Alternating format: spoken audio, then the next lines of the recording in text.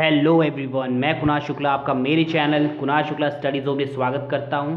और आज हम सीटेट के कुछ बहुत ही इंपॉर्टेंट क्वेश्चन डिस्कस करने वाले हैं। जी हाँ फ्रेंड्स, बहुत ही इंपॉर्टेंट क्वेश्चन डिस्कस करने वाले। सीटेट 2011 का पेपर 2011 का पेपर में हम लोग हिंदी का पार्ट डिस्कस करेंगे आज, क्योंकि मैं सारे पार्ट एक साथ इसलिए नहीं लाता हूँ क्योंकि मुझे पता है बहुत ही लेंदी हो जाता है और बच्चों को समझने में बहुत ही प्रॉब्लम होती है। इसलिए सिर्फ और सिर्फ हिंदी का पार्ट में लेकर आया हूँ, क्योंकि हिंदी में अब बहुत ही ज़्यादा स्कोरिंग होती है। तो फ्रेंड्स, आप लोग रेडी हो जाइए और अपनी अपनी सीट बेल्ट बांध दीजिए, क्योंकि ये जो मैं हिंदी के क्वेश्चंस करवाने वाला हूँ वो बहुत ही बेहतरीन क्वेश्चन है। एकदम चुनिंदा क्वेश्चन मैं आपके लिए लाया हूँ सीधे पेपर से उठा के, क्योंकि ये हिंदी है और बहुत ही सबको ईजी लगती है। इसलिए मैं बता देना चाहता हूँ, जो लोग ईजी समझ रहे हैं ना, वो बहुत ही बुरा उनका हाल होने वाला है, बहुत बुरा हाल होने वाला है। क्योंकि हिंदी जो सीटेट लेवल की बहुत ही तगड़ी पूछी जाती है, और अगर आपको स्कोर करना है, ये स्कोरिंग भी है, उसी हिसाब से स्कोरिंग भी है। जितनी टफ है ये हिंदी, उतनी ज़्यादा स्कोरिंग भी है। मैक्सिमम मार्क्स आप इसमें गेन कर सकते हो। तो फ्रेंड्स, ज़्यादा से ज़्यादा नंबर गेन करने के लिए आप लोग मेरी वीडियो सारी वॉच करिए, जितनी भी प्लेलिस्ट में पड़ी हैं वीडियो उनको वॉच करिए, ताकि आपको सारी चीज़ें समझ में आएँ और आप बेहतरीन ढंग से सीटेट का पेपर दे सकें।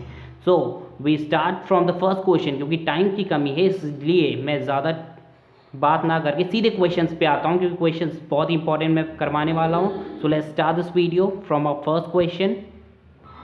क्वेश्चन नंबर फर्स्ट जो है 91 हिंदी का 2011 का सीटेट पेपर मैं आपको करवा रहा हूँ। तो आप लोग बिल्कुल भी भ्रम में मत रहिएगा कि मैं फालतू की चीज़ें करवा रहा हूँ, सीधे पेपर्स के क्वेश्चन में करवा रहा हूँ यहाँ पे। तो आप लोग रेडी हो जाइए और बताइए इस क्वेश्चन नंबर 91 का राइट आंसर क्या होगा, क्योंकि बहुत ही आसान क्वेश्चन पूछे जाते हैं यहाँ पे और आप बहुत ही समझदार हो, आप अच्छे से कर लोगे। देखते हैं क्या क्वेश्चन नंबर 91 कह रहा है यहाँ पे। हाँ, तो क्वेश्चन क्या कह रहा है? उपचारात्मक शिक्षण की सफलता किस पे निर्भर करती है? पहले उपचारात्मक मतलब समझ लेते हैं। बहुत लोगों को पता होगा, जो मेरे भाई बहन जो पेपर ये दे चुके हैं उनको पता होगा सारी चीज़ें। उपचारात्मक शिक्षण, अब ये डॉक्टर के पास आप जाते हो, क्या करता है? सबसे पहले आपका क्या करता है? उपचार करता है। आपको पहले समस्या पूछता है। क्या पूछता है? आपको खांसी है, आपको बुखार है, दुनिया भर की फलान धमाका चीज़ें पूछता रहता है। क्यों पूछता है? क्योंकि उसी हिसाब से वो आपका ट्रीटमेंट करेगा, उपचार करेगा, आपको ठीक करने की कोशिश करेगा। तो यहाँ से उपचारात्मक शिक्षण का अर्थ भी वही है कि भैया उपचारात्मक शिक्षण आप कब करोगे? जब बच्चे की समस्या जो होगी उसका जो सही पहचान है। बच्चों को पढ़ने में दिक्कत है, बच्चों को लिखने में दिक्कत है, बच्चा मतलब खेलने में ज़्यादा इंटरेस्ट लेता है इसलिए नहीं पढ़ता। तो सारी समस्या जब पता होगी तभी तो भैया करोगे सही आंसर। देखते हैं चार ऑप्शन में से कौन सा एकदम करेक्ट बैठता है इसमें। तो भैया चार ऑप्शन आपके पास हैं। भाषिक नियमों के ज्ञान पर उपचारात्मक शिक्षण हम कर सकते हैं? भैया नहीं, कोई नियम कानून के हिसाब से हम लोग तो करेंगे नहीं काम, है ना भैया। उपचार करना है तो उसमें ज़्यादा कठोर नियम वगैरह नहीं होने चाहिए। तो ऑप्शन ए बिल्कुल गलत है। समय व अवधि पर, ये भी गलत है। कोई निश्चित समय या निश्चित अवधि पर हम किसी भी बच्चे का उपचार नहीं कर सकते, उसको उपचारात्मक शिक्षण नहीं दे सकते। तो ये भी गलत है। समस्याओं के कारणों की सही पहचान पर, जी हाँ फ्रेंड्स, ऑप्शन नंबर सी आपका एकदम सही है। क्यों सही है ये भैया? क्योंकि हमें यहाँ पे प्रॉब्लम यही है, सारे ऑप्शन यहाँ पे सेम सेम है फ्रेंड्स। तो हमें क्या करना है? जो बेस्ट ऑप्शन होगा, जो बेस्ट क्वेश्चन से रिलेट कर रहा होगा, क्वेश्चन से आपको जोड़ रहा होगा, तो वो हमारा जो है एकदम राइट आंसर होगा। बिंदास उसको आप टिक करिए बिना किसी संकोच के। तो यहाँ पे क्या कह रहा है? समस्याओं के कारणों की सही पहचान पर। जी हाँ दोस्तों, समस्याओं के कारणों की सही पहचान अगर हम कर लेंगे तो हम बच्चे का उपचारात्मक शिक्षण अच्छे से कर सकते हैं। तो आपका ये फर्स्ट क्वेश्चन एकदम कंप्लीट हो गया।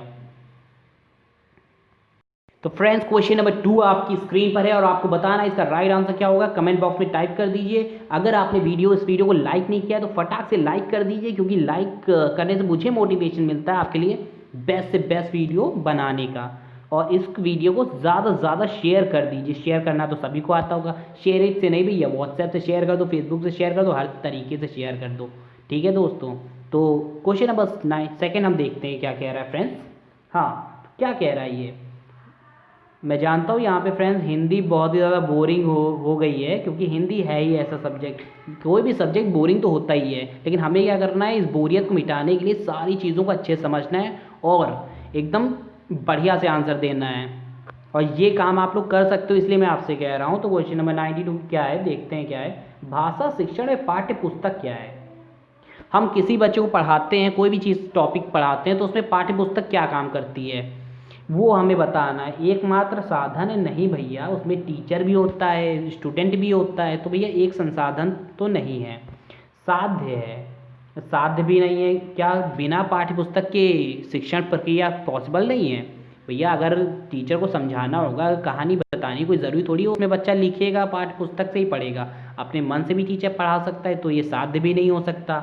क्या वो साधन है? हाँ जी हाँ फ्रेंड्स, जो पुस्तक होती है वो एक तरीका साधन होता है, जिसके माध्यम से जो शिक्षक होता है वो बच्चों को बेहतरीन तरीके से पढ़ाता है, और वो बिना फालतू की चीज़ों का यूज़ किए हुए बच्चों को एकदम सटीक ज्ञान देता है। तो फ्रेंड्स यहाँ पर ऑप्शन नंबर सी आपका 100% सही है। तो बढ़ते हैं नेक्स्ट क्वेश्चन की तरफ, देखते हैं हमारा नेक्स्ट तड़कता भड़कता क्वेश्चन क्या कह रहा है।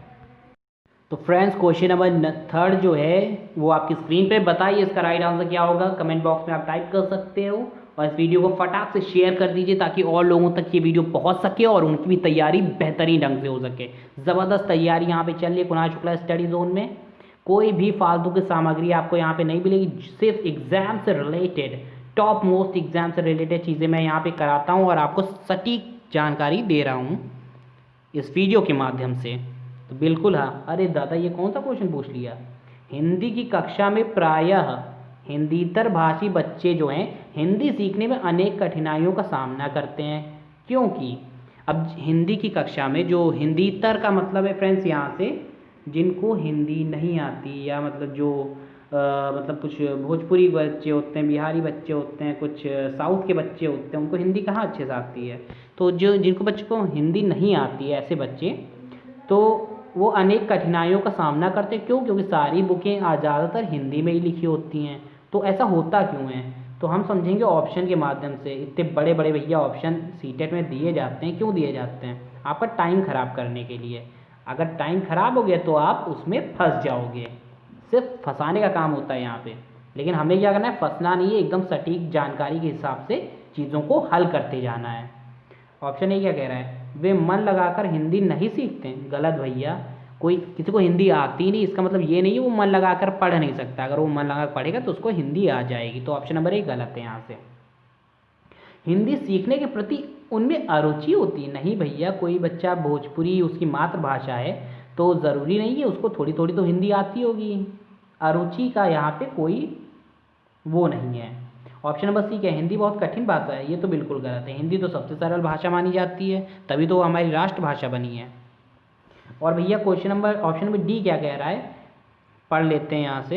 हिंदी प्रायः हिंदी और उनकी मातृभाषा की संरचना में अंतर होता है। बिल्कुल सही बात है, जो हिंदी और उनकी मातृभाषा की संरचना में अंतर होता है। भैया आप साउथ साइड चले जाओ तो उसमें कन्नड़, पता नहीं कितनी तमिल भाषा बोली जाती है, अजीब गरीब तरह की भाषाएं आपको देखने को मिलती है वहाँ पे। तो क्यों? क्योंकि उनकी मातृभाषा तमिल होती है लेकिन वो हिंदी थोड़ी बहुत जानते हैं, इसलिए हिंदी को राष्ट्रभाषा का दर्जा दिया गया। तो यही ऑप्शन नंबर डी आपका यहाँ से राइट आंसर हो जाएगा फ्रेंड्स। तो ये 100% राइट आंसर है। आप कहीं से भी मैच करो, कुछ भी करो, क्योंकि चीज़ों को समझना यहाँ ज़रूरी है।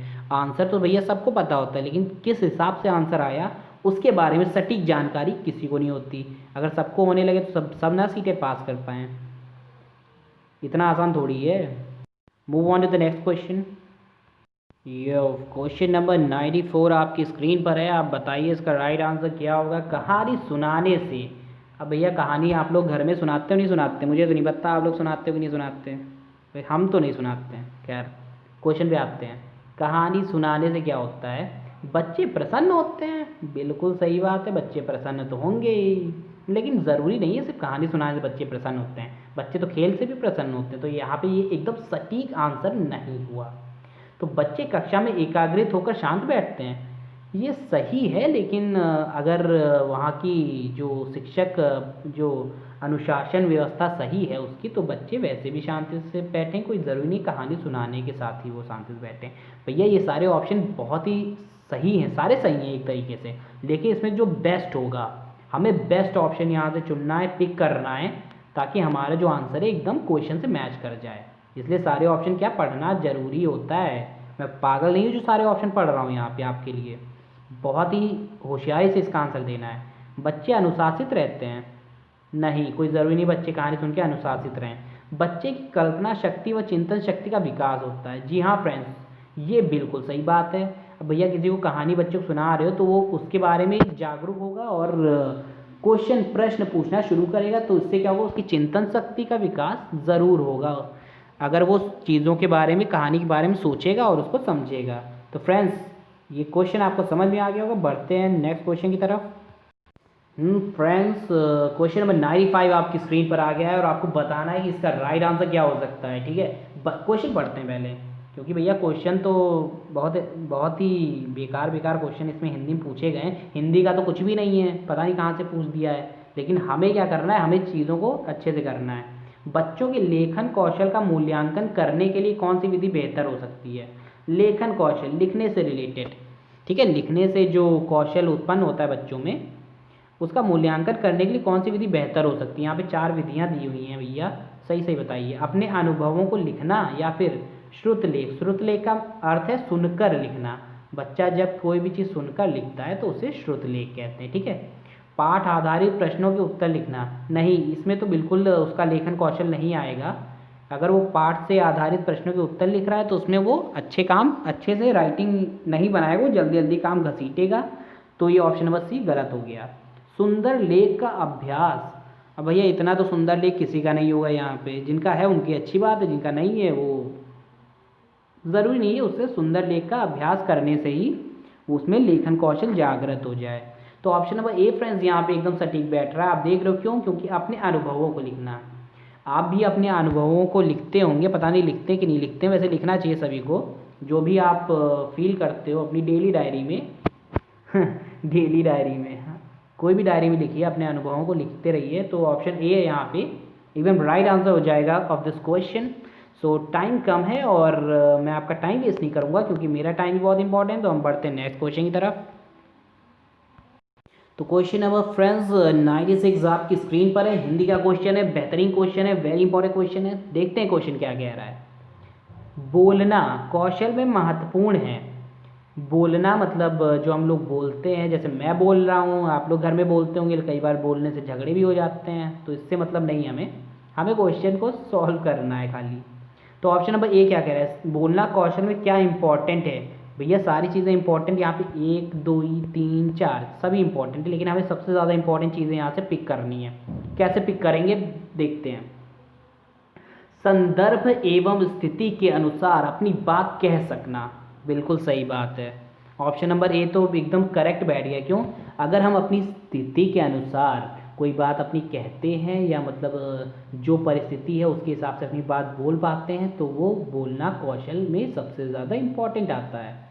अगर बच्चे को कोई प्रश्न पूछे, अगर बच्चा पूछता ही नहीं है तो इसका मतलब क्या है, वो अपने कौशल का उपयोग नहीं कर रहा है। तो friends, option number A is the right answer of this question.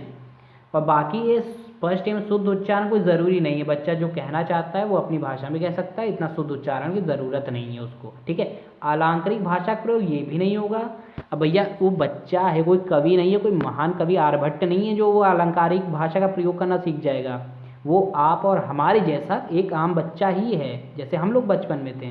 तो उसके लिए उसे बोलना आवश्यक है। ये सब इंपॉर्टेंट फालतू की चीज़ें नहीं हैं। ठीक है। मधुर वाणी, भैया इतना मधुर तो कोई नहीं बोलता होगा। अब जो बोलते हैं वो तो बोलते होंगे, लेकिन यहाँ पे मधुर वाणी बच्चा, तो उसकी तो वाणी वैसे ही मधुर है क्योंकि वो बच्चा है। ठीक है, ये ऑप्शन नंबर ए सही है। So we move on to the next question. Friends, question number 94 आपकी स्क्रीन पे, आपको बताना है इसका राइट आंसर क्या होगा। आप कमेंट बॉक्स में टाइप कर सकते हैं और आपको कोई भी प्रॉब्लम हो हिंदी से रिलेटेड, आप वो प्रश्न मेरे कमेंट में पूछिए, मैं आपको 100% रिप्लाई दूंगा।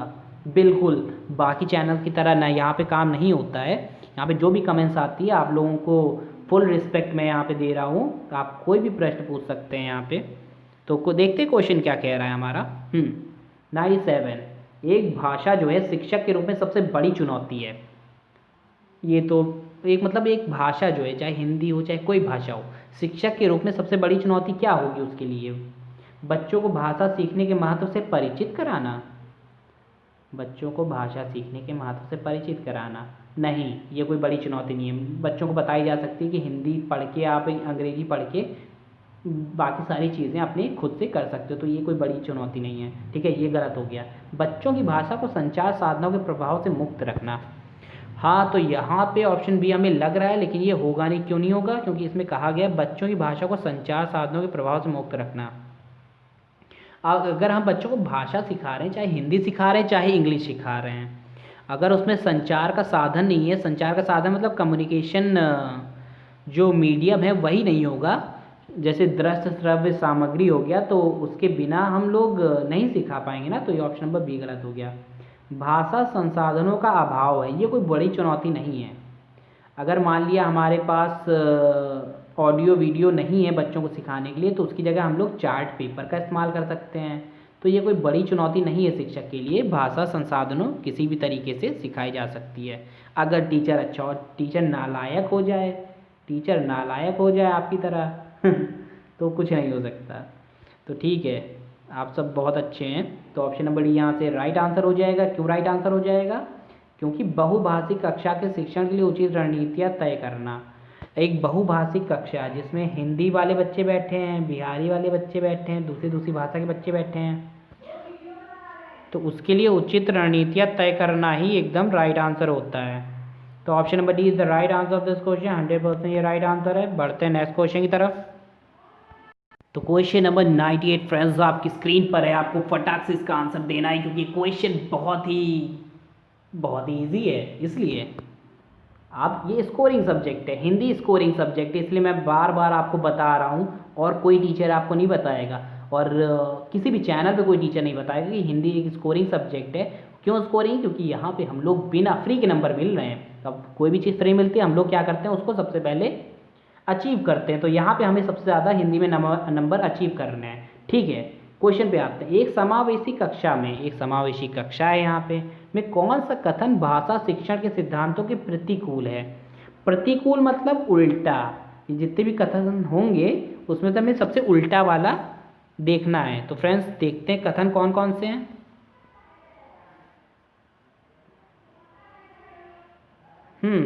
तो फ्रेंड्स 4 कथन आपके स्क्रीन पर हैं, आप देख सकते हो। बड़े बड़े कथन हैं, छोटे मोटे नहीं हैं, बड़े बड़े हैं सारे। बच्चे परिवेश से प्राप्त भाषा को ग्रहण करते हुए भाषा प्रयोग में नियम बना सकते हैं। ये सही है, लेकिन हमें उल्टा वाला देखना है यहाँ पे। ठीक है, उल्टा वाला ये सही है, तो ये यहाँ पे नहीं होगा। ऑप्शन नंबर बी क्या कह रहा है? भाषा परिवेश में रहकर अर्जित की जाती है। क्या हो गया? तो फ्रेंड्स ऑप्शन नंबर बी क्या कह रहा है? भाषा परिवेश में रहकर अर्जित की जाती है। बिल्कुल ये सही बात है, भाषा परिवेश में रहकर भी अर्जित की जा सकती है, लेकिन हमें उल्टा जवाब चाहिए, उल्टा ऑप्शन। ये सब सही सही लग रहे हैं, तो ये नहीं होगा।